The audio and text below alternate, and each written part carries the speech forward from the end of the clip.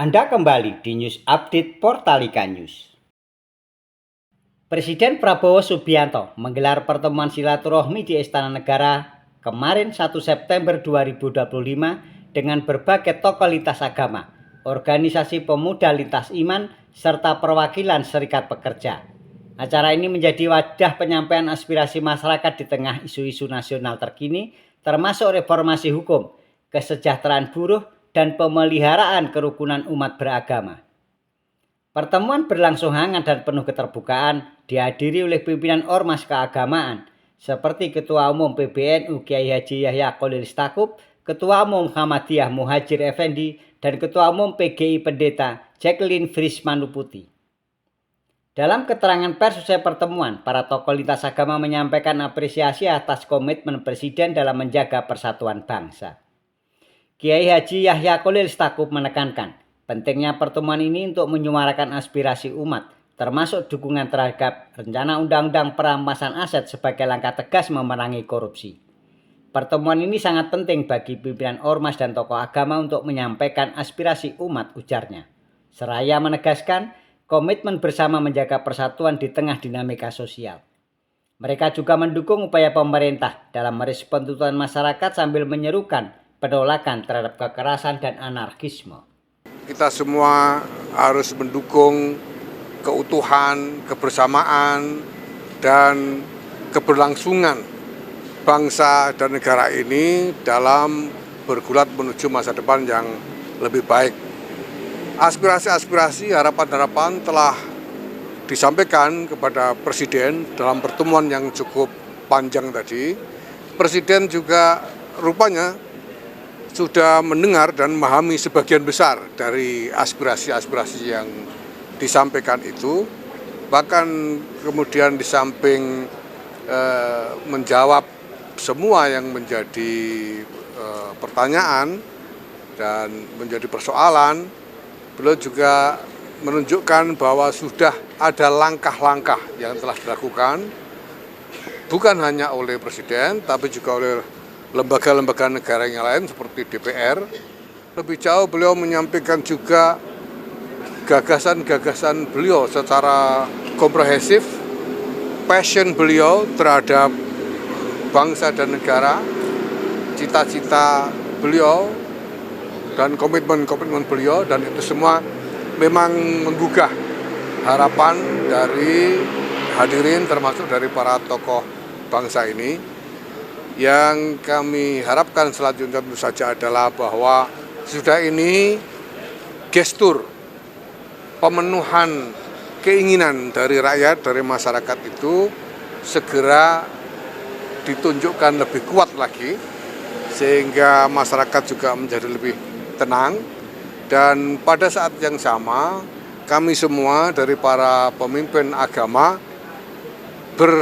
bersiaga untuk ikut berkontribusi di dalam membina, di dalam mengarahkan umat kami dan masyarakat pada umumnya untuk bisa lebih tenang, karena sudah jelas bahwa harapan-harapan dan tuntutan-tuntutan sudah didengar dan dipahami, dan memang benar-benar sudah dikerjakan upaya-upaya pemenuhannya secara sistematis dan strategis, dan kami akan membantu untuk menciptakan rasa aman di tengah-tengah masyarakat, mengajak untuk bisa lebih mendekat kepada Tuhan dan memohonkan pertolongan untuk bangsa kita ini, karena di samping harapan-harapan besar tentang masa depan yang lebih baik, tentu juga ada tantangan-tantangan yang tidak kecil yang harus dilampaui. Kami semua bersepakat bahwa semua harus bersatu secara utuh untuk berjuang bersama, mengatasi tantangan-tantangan yang ada bersama, dan terus-menerus memohon pertolongan Tuhan. Semoga semua ikhtiar yang dilakukan oleh bangsa ini mendapatkan perlindungan dan kekuatan Dan tentu saja kami akan terus mengingatkan kepada pemerintah di bawah kepemimpinan Presiden Prabowo Subianto untuk terus memegang teguh apa yang menjadi cita-cita dan janji-janji komitmennya. Beliau tadi dengan menyatakan sesuatu yang membuat kami semua sangat berbesar hati bahwa beliau menginginkan ada pertemuan seperti ini secara rutin. Ya, dilihat nanti kemungkinannya. Beliau malah bilang lebih sering lebih baik, tapi ya, tentu saja kita ini semua orang punya banyak tugas ya, dan akan kita sesuaikan nanti. Saya kira demikian. Mungkin dari Pendeta Jeki atau dari yang lain, ada Pendeta Jeki mungkin ada yang ingin ditambahkan. Ya, terima kasih. Kami sangat mengapresiasi undangan Presiden dan pertemuan ini berlangsung dalam suasana yang tidak formal, sangat guyup. Dan saya kira itu karakter kebangsaan kita, keguyuban yang lintas agama, yang lintas batas. Bahkan Presiden berulang kali mengatakan dalam percakapan ini dia merasa seakan-akan bukan Presiden. Nah, kami sangat berharap bahwa model-model pertemuan dan keguyuban ini bisa juga didorong ke tengah masyarakat, pada provinsi-provinsi, pada daerah-daerah, sehingga kita merajut kembali keguyuban bangsa yang menjadi modal dan kekuatan bangsa kita. Dan dalam pertemuan kami bicara sangat terbuka, sangat transparan, karena Presiden juga berbicara dengan sangat transparan apa yang dia rasakan, apa yang ia lihat. Kami bicara tentang pajak yang memberatkan rakyat, kami bicara tentang korupsi, kami bicara tentang kepongahan dan perilaku pejabat di ruang elit, flexing dan lain-lain. Kami bicara tentang kenaikan tunjangan DPR ya dan lain-lain ya, karena ada Ibu Ketua DPR juga di situ, dan itu ditanggapi oleh Presiden termasuk oleh Ibu Ketua DPR untuk betul-betul mengelola itu ke depan. Dan Presiden berjanji misalnya untuk undang-undang perampasan aset dia akan sungguh-sungguh mengerjakan dan memperjuangkan itu bersama Dewan. Saya kira itu. Yang lain? Ya, mungkin yang bisa saya tambahkan bahwa beliau menegaskan bahwa sebagai negara demokrasi beliau menjamin kebebasan berpendapat. Namun sekaligus beliau mengingatkan bahwa jangan sampai kebebasan pendapat itu diperlebar atau disalahgunakan sehingga merusak fasilitas umum yang sebenarnya adalah milik kita bersama yang harus terus dijaga. Yang rugi kita sendiri. Maka marilah kita bisa menyampaikan pendapat secara terbuka, bebas, namun tetap dalam koridor yang sopan. Terima kasih. 16 ormas Islam sementara itu juga telah berdiskusi dan membuat rumusan tentang aspirasi-aspirasi yang ditangkap dari masyarakat, dan untuk itu saya persilakan Ustadz Zaitun Rasmin. Terima kasih. Ya. Terima kasih. Yang pertama ini sangat surprise bahwa Bapak Presiden tadi mengungkapkan bahwa sebetulnya saya tidak mengundang ormas-ormas ya kemarin 16. Jadi mungkin koreksi sedikit, judul di beberapa media yang sudah muncul, Presiden mengundang 16 ormas. Ini hakikatnya memang tidak kami lah yang inisiatif. Bahkan sejak beberapa bulan lalu berkumpul di PBNU dan PP Muhammadiyah ingin bertemu Bapak Presiden, tadinya membicarakan tentang genosida di Gaza. Tapi begitu ada masalah yang terjadi di negeri kita ini, maka kami lebih kuat lagi segera bersepakat untuk minta bertemu beliau, menyampaikan juga masalah Palestina, tapi juga yang lebih banyak tentang kondisi negeri kita. Dan alhamdulillah kami sudah membuat rumusan sebelum ketemu beliau pada tanggal 30 Agustus kemarin ya.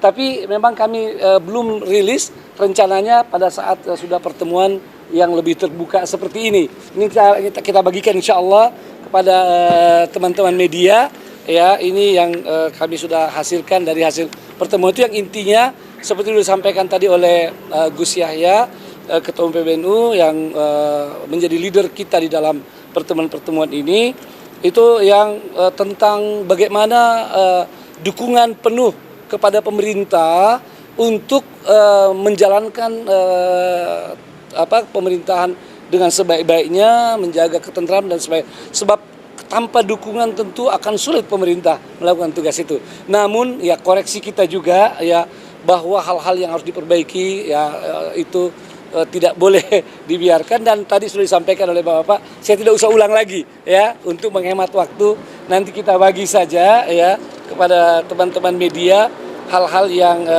penting.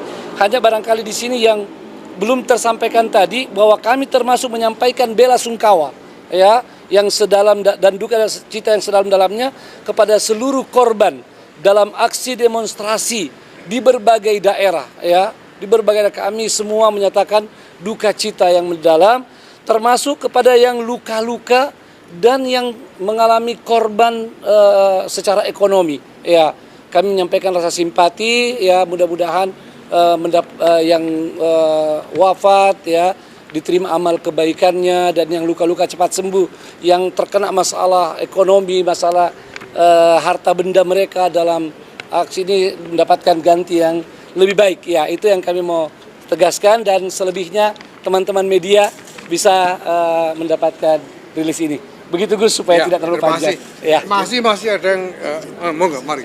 Dari Parisada Hindu. Kami dari Parisada Hindu Dharma Indonesia tadi menyampaikan ada panca satya, ada 5 kebenaran. Yang pertama itu satya hridaya, dengarkan suara hati dan suara rakyat, itu yang pertama. Kemudian satya wacana.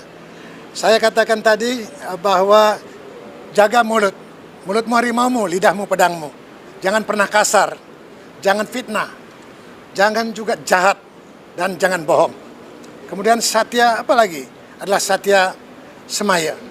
Janji tepati, pagi bilang apa, sore ngomong apa. Janji apa yang telah disampaikan kita kerjakan hari ini.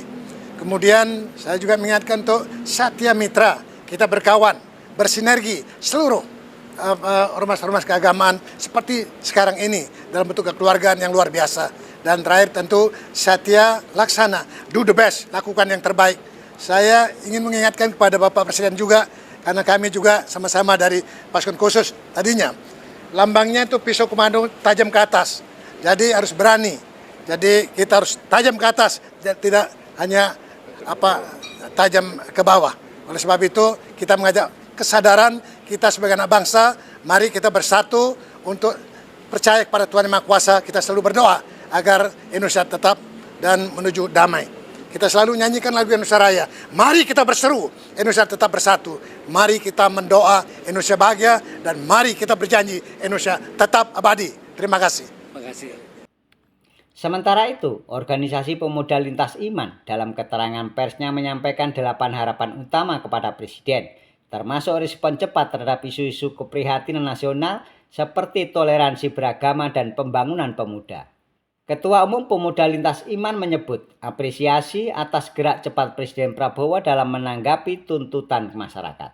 Kami menyampaikan berbagai isu yang menjadi keprihatinan kami di Indonesia, katanya, sambil menyerukan agar pemerintah mendengar tuntutan rakyat, partai politik menghentikan kader provokatif, dan masyarakat menjaga kondisivitas.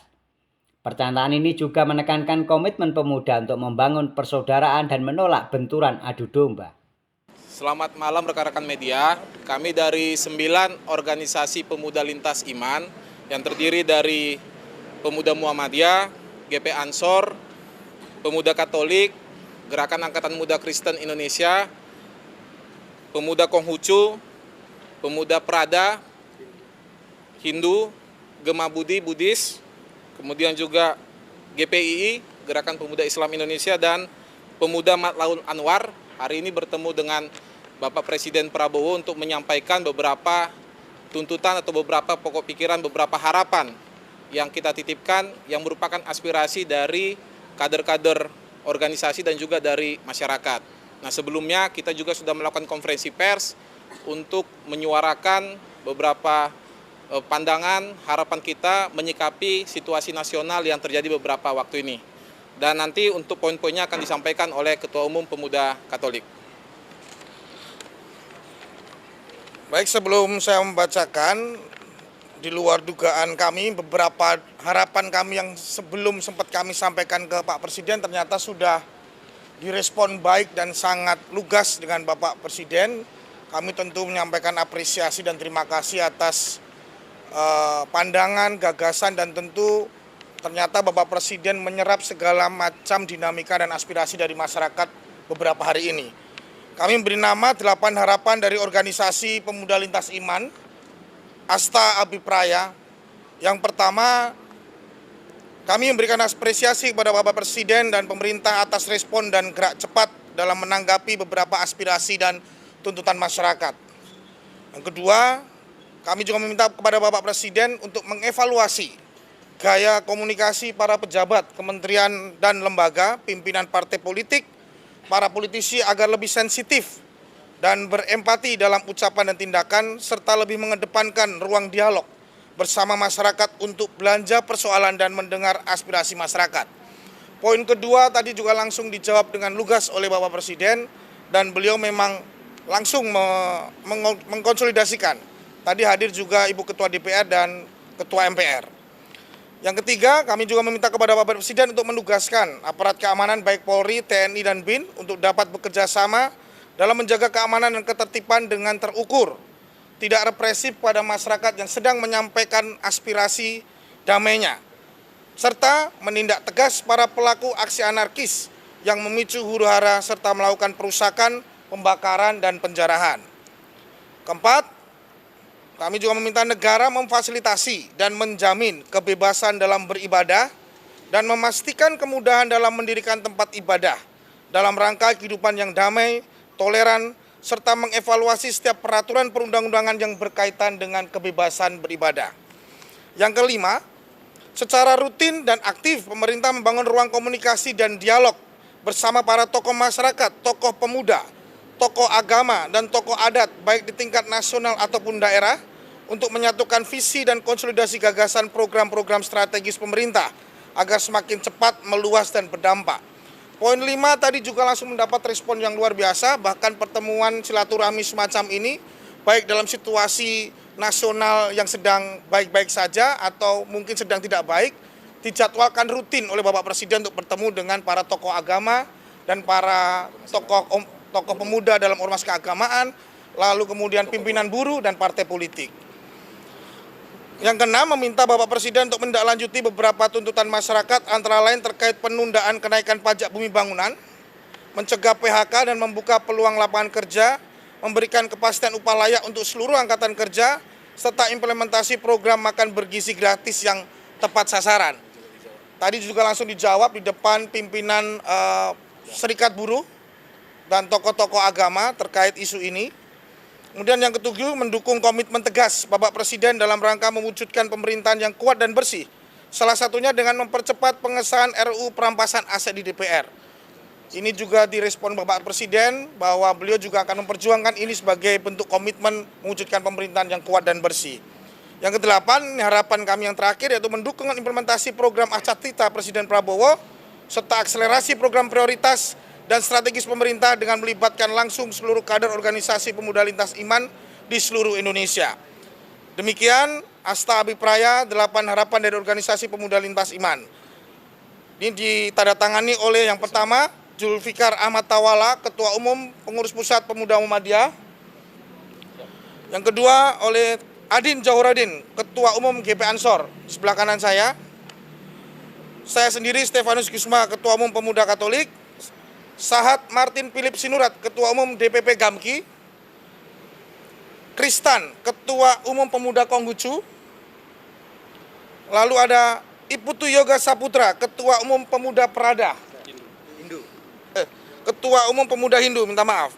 Wiryawan, Wakil Ketua Umum Pemuda Gemabudi, dan hadir langsung Pak Bambang Patijaya sebagai Ketua Umumnya, Ketua Umum Pemuda Gemabudi. Kemudian ada Bung Masri Ikoni, Ketua Umum GPII. Dan yang terakhir, Ahmad Nawawi, Ketua Umum Pemuda Matlul Anwar. Terakhir, untuk menutup press conference dari Ketua Umum GP Ansor akan menyampaikan sesuatu. Baik, terima kasih rekan-rekan sekalian dan rekan-rekan media. Karena tadi Bapak Presiden sudah menjabarkan banyak hal, memberikan arahan. Oleh karena itu, semenjak malam ini, kami sebagai pimpinan organisasi kepemudaan lintas agama menginstruksikan kepada seluruh kader-kader kami di seluruh Indonesia dan tentu melibatkan bersama-sama dengan masyarakat untuk jangan ragu-ragu menjaga kampungnya masing-masing, menjaga fasilitas pemerintah, menjaga aset ekonomi jangan sampai dirusak oleh siapapun, dan membatasi ruang gerak provokator agar tidak merusak kampung-kampung, desa-desa, dan daerah masing-masing. Oleh karena itu, ambil peran dalam hal ini agar segera kehidupan berbangsa, aktivitas sosial, ekonomi, masyarakat, bertani, nelayan pulih kembali, dan bangsa ini secara ekonomi akan kembali maju, kuat, dan jaya. Demikian, terima kasih. Mudah-mudahan menjadi maklumat kepada seluruh kader. Jangan ragu-ragu. Selama aspirasi itu benar, maka kita kawal. Tapi kalau sudah merusak semua fasilitas, ini tentu akan merugikan kita semuanya. Maka ambil peran maksimal dan jaga Indonesia. Demikian, terima kasih. Assalamualaikum warahmatullahi wabarakatuh. Sementara itu, perwakilan Serikat Pekerja turut menyuarakan aspirasi mereka, termasuk pembahasan rencana Undang-Undang Ketenagakerjaan dan reformasi pajak. Dalam keterangan pers, mereka menyatakan dukungan penuh terhadap Presiden Prabowo sambil menentang aksi demo yang berujung anarkis. Kami mendukung penuh Presiden Prabowo Subianto, ujar salah satu perwakilan, seraya meminta DPR dan Menteri menghindari gaya hidup hedon. Mereka juga menyoroti isu ketenagakerjaan, termasuk pembentukan Dewan Kesejahteraan Buruh dan Satgas PHK untuk merespon tuntutan buruh. Federasi Serikat Pekerja Bandara Indonesia juga merilis pernyataan sikap menekankan penolakan kekerasan dan dukungan terhadap stabilitas nasional. Pertemuan ini dihadiri pula oleh pimpinan partai politik dan organisasi kepemudaan, menandai langkah awal pemerintahan baru dalam membangun dialog inklusif. Presiden Prabowo menekankan komitmennya untuk memperjuangkan aspirasi rakyat, termasuk melalui kebijakan yang mendukung kesejahteraan dan kerukunan. Baik teman-teman sekalian, kami 4 Presiden Buruh, saya bersama Bung Iqbal, Bung Jumur Hidayat, bersama Ibu Eli Rosita Selaban. Yang pertama, Gerakan Buruh Indonesia mendukung penuh Presiden Prabowo Subianto, dan kami menegaskan kami bukan berada di belakang Presiden, kami berada di belakang Presiden. Dan yang pasti, kami mendukung demonstrasi yang damai. Tetapi kami tegaskan, kami menentang perusuh-perusuh yang mencoba mengganggu stabilitas politik dan ekonomi di Indonesia. Karena itu, Presiden berjanji ruang demokrasi tetap terjaga, dan beliau berjanji yang pertama, RUU perampasan aset segera dibahas, dan juga RUU Ketenagakerjaan yang diminta oleh buruh, beliau minta kepada Ketua DPR untuk langsung segera dibahas oleh partai-partai dan setuju untuk segera dibahas. Yang berikutnya akan disampaikan oleh Bung Iqbal atau Bung Jumhur. Silakan. Cukup lah. Bang Jumur. Ya, makasih kawan-kawan media cetak, media online, dan media elektronik.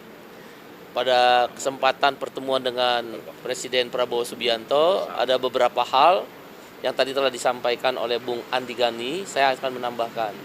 Pertama, kami mengusulkan dan berpendapat demonstrasi tetap harus diberi ruang. Karena itu hanya satu-satunya cara bagi kelompok bawah, kelompok buruh, kelompok petani, kelompok nelayan, kelompok mahasiswa, dan orang-orang kecil untuk menyampaikan aspirasi ketika lembaga-lembaga formal, tanda petik ya, lambat atau tidak mau mendengar apa yang menjadi aspirasi kelompok bawah. Tentu demonstrasi ini harus konstruktif, konstitusional, anti kekerasan, dan tidak boleh anarkis. Dan pada titik itu Bapak Presiden setuju. Yang kedua, yang perlu diperhatikan oleh anggota DPR RI adalah kebiasaan flexing dan hedon.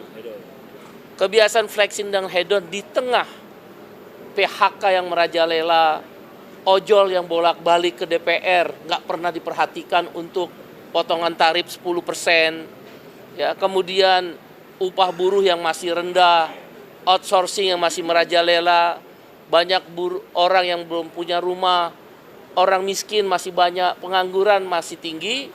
Flexing dan hedonisme itu tadi kami sampaikan kepada Mbak Puan dan juga kepada Bapak Presiden Prabowo Subianto untuk benar-benar tidak dilakukan oleh anggota DPR RI. Begitu pula kepada menteri-menteri yang ada, wakil menteri yang ada dalam kabinet Prabowo Subianto. Yang ketiga, kami membawa 6 isu utama yang sebagaimana kawan-kawan media sudah mendengar dalam aksi buruh di tanggal 28 Agustus. Ada 3 paket undang-undang yang harus segera dibahas oleh DPR RI. Satu, rancangan undang-undang ketenagakerjaan. Ini pasti benturannya kuat, kepentingannya, tanda petik ya, benturan itu tanda petik. Karena kepentingannya misal tentang outsourcing tarik-menarik, upah murah tarik-menarik, karyawan kontrak tarik-menarik. Dugaan kami tadi saya sampaikan 3 tahun. Padahal sisa yang diberikan oleh MK tinggal setahun lagi. Setahun ini tanda petik DPR malas, tidak membahas, padahal sudah ada panjangnya. Undang-undang paket kedua adalah tadi sudah disampaikan Bu Andi, untuk menghilangkan Noel yang lain, yaitu Wamenaker yang terlibat korupsi, maka RUU perampasan aset harus segera disahkan. Sudah hampir puluhan tahun, dan beliau tadi disampaikan merespon sangat cepat sekali. Bantu saya, karena saya nggak bisa sendiri sebagai presiden, harus ada DPR, partai politik. Tapi beliau berkeyakinan segera RUU perampasan aset ini sebagai pembuktian terbalik agar koruptor-koruptor itu jera dan dimiskinkan bisa disahkan segera, setidak-tidaknya mulai dilakukan pembahasan. Undang yang ketiga adalah kami usulkan pemilu yang bersih. Jadi korupsi itu harus dimulai dari pemilu yang bersih. Kebanyakan korupsi terjadi di pejabat negara, baik legislatif, yudikatif, maupun eksekutif. Terutama di legislatif dan eksekutif. Oleh karena itu pemilu yang bersih adalah jalan yang terbaik yang kami namakan redesign terhadap sistem pemilu. Itu 3 paket undang-undang. Nah yang harus cepat, 1, potongan tarif ojol 10% segera dibahas. 2, PHK harus segera dicegah dengan membentuk Satgas PHK. 3, outsourcing harus dihapus sesuai keputusan MK cabut PP nomor 35 tahun 2021. Karena keputusan MK-nya udah keluar, nomor 168 tahun 2024. Dan yang keempat, reformasi agraria, reformasi pajak, yaitu pajak THR, pajak, kita udah tahu kita THR habis ongkos, masih dipajakin. Pesangon kita kan nggak punya duit, dipajakin.